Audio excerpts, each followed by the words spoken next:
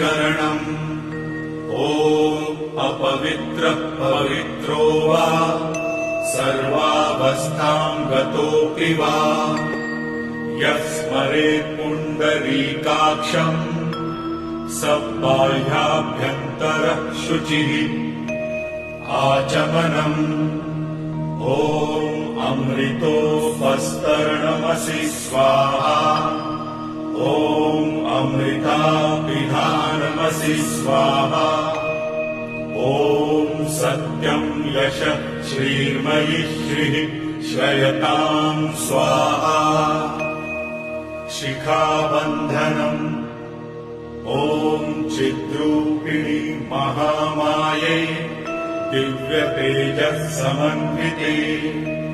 इष्टदेवी शिखामध्ये तेजो वृद्धिम् कुरुस्व मे प्राणायामः ॐ